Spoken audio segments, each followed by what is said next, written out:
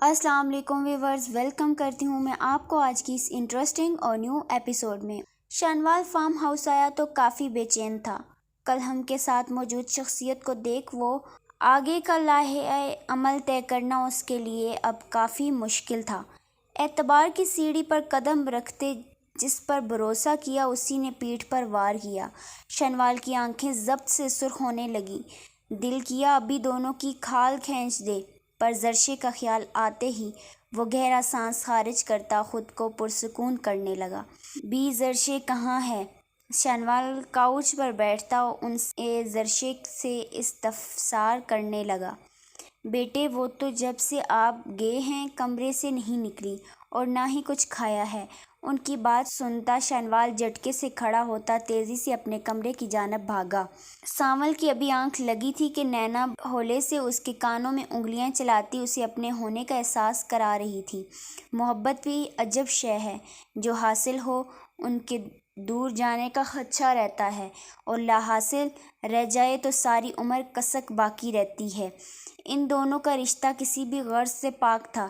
دونوں طرف عشق کی جنون خیزیوں نے دل میں کہرام مچا رکھا تھا کہ اب جدا ہوئے تو شاید جان سے جانا پڑے۔ بڑی بیگم سننے میں آیا ہے کہ وہ بنی میں آئی لڑکی کل سے چھوٹے سائیں کے ساتھ ہے۔ وہ بیگم صاحبہ کو خبر دیتی ان کے تنے نقوش دیکھتی وہاں سے کھسک گئی۔ ان کا وجود انگاروں پر لوٹنے لگا۔ زرشے کی خوبصورتی انہیں پہلے دل سے ہی کھٹک رہی تھی، اس لیے وہ ہر ممکن کوشش کر رہی تھی کہ شنوال اس بدذات سے دور رہے۔ غلط کیا لڑکی میرے جگر گوشے کو چھین کر اب شنوال پر نظر ہے تمہاری، وہ حالت کروں گی کہ یاد رکھو گی۔ وہ خطرناک عزائم بناتی شنوال کا نمبر ملانے لگی جو مصروف جا رہا تھا۔ زرشے کہاں ہو تم؟ اگر اس بار تم نے کوئی غلطی کی نا تو دیکھنا۔ شنوال اسے ڈھونڈتا کمرے میں آیا تو خالی کمرہ منہ چڑھا رہا تھا۔ کسی احساس کے تحت شنوال جلدی سے باتھ روم کی طرف بڑھا جہاں زرشے بھیگی حالت میں بے ہوش پڑی تھی۔ شنوال خان کی تو مانو جان پر بن گئی۔ زرشے میری جان، کیا ہوا تمہیں؟ آنکھیں کھولو زندگی، مجھے معاف کر دو، میں ایسا کچھ نہیں چاہتا تھا۔ میں جانتا ہوں بہت تکلیف دی ہے، پر میری جان میں تم سے بہت محبت کرتا ہوں، تمہارے بھلے کے لیے تمہارے قریب آیا۔ شنوال کا اقرار بے زرشے خاقان کے حواس بحال نہیں کر پایا تھا۔ شنوال بے بس سا جلدی سے اسے باہوں میں بھرے بیڈ پر لایا اور الماری سے ڈریس نکالتے لائٹ آف کرتے ڈریس چینج کیا۔ اس کی بکھری حالت سے شنوال خان کو اندازہ ہوا کہ وہ کافی دیر سے شاور کے نیچے موجود تھی، جس کی وجہ سے کافی تیز بخار چڑھ گیا تھا۔ شنوال ہیٹر آن کرتا بھی اماں کو سوپ بنانے کا کہنے چلا گیا۔ زرشے نے شدید گرمی کے احساس سے مسا کر آنکھیں کھولیں۔ وہ ساکت سی چھت کو گھور رہی تھی۔ شنوال ہاتھ میں ٹرے لیے روم میں آیا۔ زرشے نے تب بھی کوئی رسپانس نہ دیا۔ شنوال اس کے پاس بیٹھتا نرمی سے زرشے کے ہاتھ تھام گیا۔ دھکتے ہاتھوں پر شنوال خان کے ہاتھوں کی ٹھنڈک اسے عجیب سی احساس سے دوچار کر گئی۔ زرشے نے اپنا ہاتھ کھینچنا چاہا، پر شنوال نے ہولے سے نفی میں سر ہلاتے اس کے ہاتھوں پر لب رکھ لیے۔ ازالہ تھا، شاید کوئی پشیمانی تھی۔ زرشے بے خود سی اسے تکے جا رہی تھی۔ جب راستے الگ تھے تو کیوں شنوال خان ان قربتوں کو تول دے رہا تھا؟ کیوں کسی درمیان کی راہ کی تلاش میں تھا؟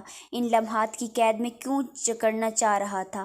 زرشے جتنا سوچ رہی تھی اتنا ہی اس کا دماغ معاف ہو رہا تھا۔ شنوال خان ہر روپ میں اس کے لیے جان لیوا ثابت ہوا تھا۔ معافی نہیں مل سکتی خان کی جان، انتہائی مدھم آواز میں سرگوشی کرتے شنوال خان کے لفظوں میں زرشے کو ساکت کیا تھا۔ وہ آنکھیں پھاڑے شنوال خان کو دیکھ رہی تھی۔ میری تمام زیادتیوں کی، پر جیسا تم سمجھ رہی ہو زرشے ویسا کچھ نہیں۔ میں کسی کمزور لمحے کا حصہ تمہیں کبھی نہیں بناؤں گا۔ تم سے چاہت کا کوئی ارادہ نہیں تھا۔ باخدا تمہاری پاکیزگی، اس رشتے میں موجود احساس نے مجھے تمہاری طرف جھکنے پر مجبور کیا ہے۔